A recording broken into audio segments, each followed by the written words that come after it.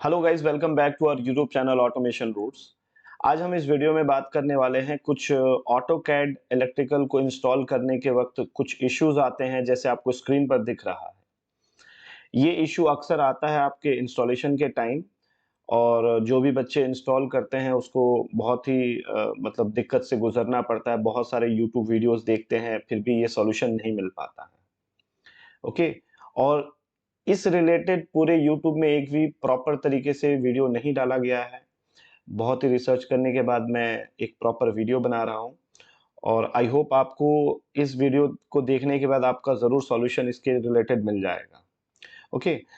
तो ये सबसे पहले मैं बता दूँ ये एरर आता क्यों है।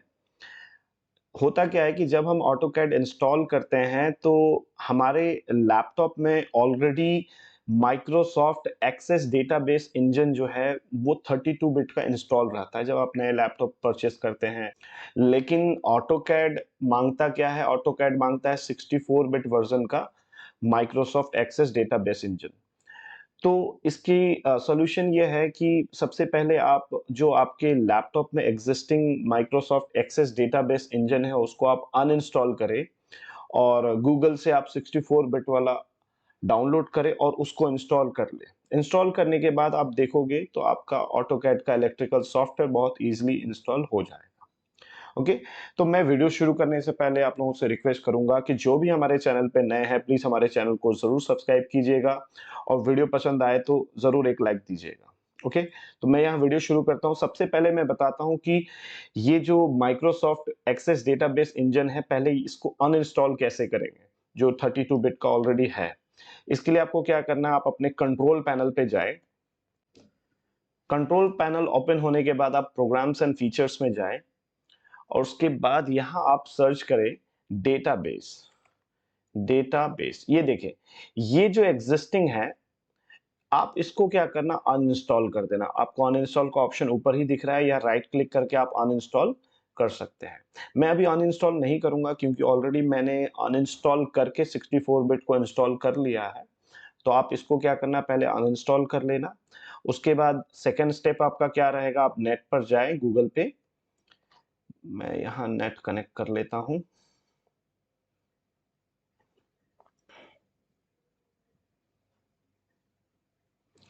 नेट पे जाने के बाद आप गूगल क्रोम पर जाइए, और यहां से आप माइक्रोसॉफ्ट डेटाबेस इंजन 2016 को ये यहाँ जाएं और इसको डाउनलोड कर लें। यहाँ आपको डाउनलोड का ऑप्शन दिखेगा। वैसे इसको अगर आप डाउनलोड करते हैं, ऑलरेडी मैं डाउनलोड करके रखा हूं, मैं आपको दिखा देता हूं फोल्डर।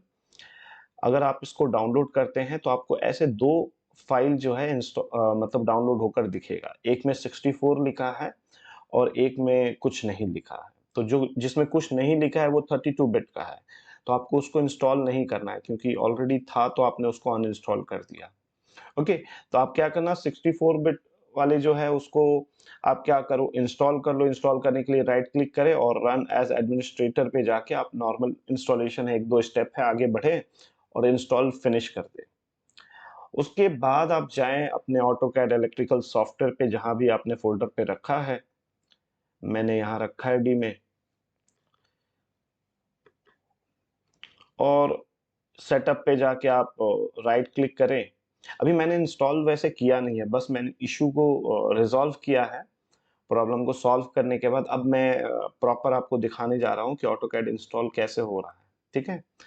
तो सेटअप पे राइट क्लिक करें, और एक चीज ध्यान रखना कि जब आप इंस्टॉल करें तो उस वक्त फाइनल जब इंस्टॉलेशन करें तो उस वक्त आप इंटरनेट को बंद कर दें, क्योंकि ये क्रैक है तो ऑब्वियसली एक्टिवेशन की वगैरह में प्रॉब्लम देगा अगर आप नेट ऑन करके रखते हैं तो। ठीक है। नेट तो नेट को बंद कर दें आप, और उसके बाद आप फिर से वही करें, राइट क्लिक करें, रन एज एडमिनिस्ट्रेटर, यस करें। और जैसे ही आपको ऑटोकैड का पॉपअप दिख रहा है, विंडो दिख रहा है, अगर वो आगे प्रोसेस दे रहा है आपको लाइसेंस एग्रीमेंट को एक्सेप्ट करने का, मतलब आपका जो इशू था माइक्रोसॉफ्ट एक्सेस डेटाबेस इंजन का, वो प्रॉब्लम सॉल्व हो गया है। ओके। और मैं आपको बता दूं कि कभी भी ऐसे इश्यूज जो होते हैं एक बार में क्लियर नहीं होता है। ठीक है। तो इसको मैंने बहुत रिसर्च किया, बहुत सारे वीडियोस मैंने भी देखा था। तो वीडियो से तो हुआ नहीं, तो फिर मैंने ऑटोकैड के मतलब जो असिस्टेंट होते हैं उनसे मैंने सपोर्ट लिया, तो उन्होंने मुझे गाइड किया था कि आप ऐसा करें, तो आपका जो प्रॉब्लम है वो सॉल्व हो जाएगा। ठीक है? चलिए ये आ गया। अब उसके बाद ये जो है आपका प्रोडक्ट दिखा रहा है और कहाँ आपका इंस्टॉल होगा, उसका फ़ोल्डर वगैरह माँग रहा है। तो आप चाहो तो चेंज कर सकते हो, मैं तो चेंज नहीं करूँगा, बाय डिफ़ॉल्ट जैसे है वैसे रहने देते हैं। नेक्स्ट करते हैं, आप इसको ज़रूर सेलेक्ट करना और उसके बाद इंस्टॉल करते हैं। ओके? अच्छा, बहुत टाइम ऐसा होता है कि 1%, 2%, 3%, मैक्सिमम 2% के जाने के बाद ये खुद ब खुद बंद हो जाता है। ऑटोकैड का जो पॉपअप खुला और इंस्टॉल नहीं होता है। तो इसके रिलेटेड मैं एक सेपरेट वीडियो बनाऊँगा, आप उसको ज़रूर देखना, बहुत जल्द मैं उसकी वीडियो डालने वाला हूँ। उसके लिए आपको ऑटोकैड की ओडीआईएस समथिंग एक मतलब सेटअप होता है, उसको इंस्टॉल करना रहता है। जब आप उसको इंस्टॉल कर लेते हैं, तो ये जो प्रॉब्लम है कि ऑटोमैटिक खुद से इंस्टॉलेशन बंद हो जाता है, वो प्रॉब्लम सॉल्व हो जाएगा। फिलहाल जो मैंने प्रॉब्लम मतलब इसमें देखा था, वो तो मेरा रिज़ॉल्व हो गया है। कोई भी अगर आपको इसमें प्रॉब्लम आ रहा है, तो मैं नंबर प्रोवाइड कर दूँगा, इंस्टॉलेशन में आपको मैं ज़रूर हेल्प करूँगा। ओके? तो आप बात करें, अगर मैं कॉल नहीं उठाता हूँ तो डेफ़िनेटली मैं क्लास ले रहा हूँ उस वक़्त, तो आप एक मुझे व्हाट्सएप में मैसेज डाल दें अपने प्रॉब्लम और जो भी इश्यूज़ है उसकी स्क्रीनशॉट के साथ। तो जैसे ही मुझे टाइम मिलेगा मैं आपको गाइड करूँगा। ठीक है? तो ये तो अभी इंस्टॉल हो रहा है, तो आप चाहे तो स्किप करके आगे बढ़ सकते हैं, इंस्टॉलेशन जो है फिनिश कर सकते हैं, देखें कहाँ तक एंड हो रहा है। इसमें अभी टाइम ज़रूर लगेगा।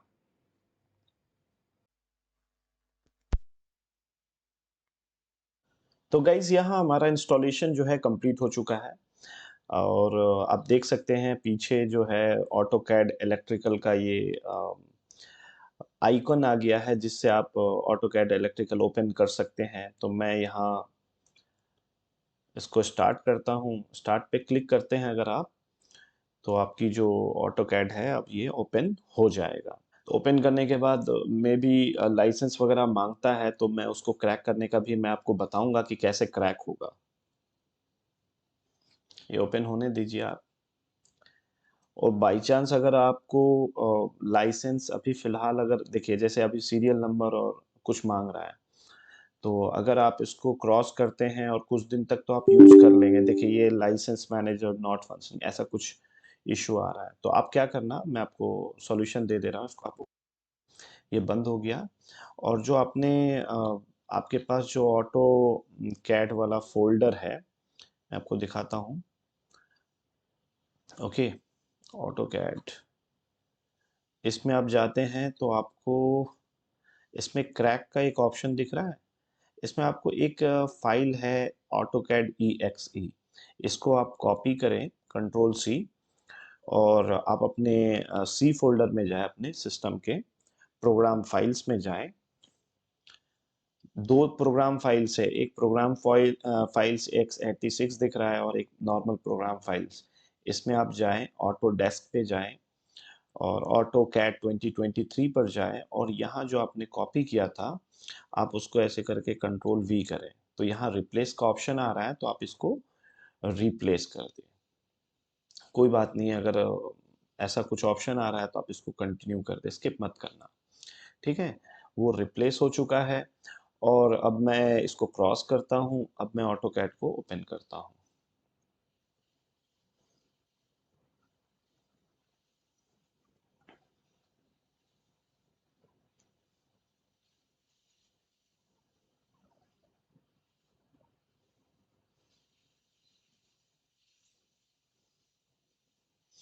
तो अब आप देख सकते हैं लाइसेंस नहीं माँग रहा है, आपका जो मतलब एक्टिवेशन था हो गया। मैं पिछले अपने लैपटॉप में, न्यू लैपटॉप में पिछले 1.5 साल से ऑलमोस्ट 1.5 साल क्या बोलूँ, 1 साल से मैं इसको यूज़ कर रहा हूँ। अब तो 24 खत्म होने वाला है वैसे।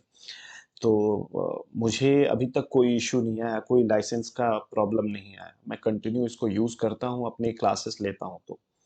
ओके, तो आप देखिए मैं यहाँ एक न्यू ड्राइंग क्रिएट करके आपको दिखाता हूँ।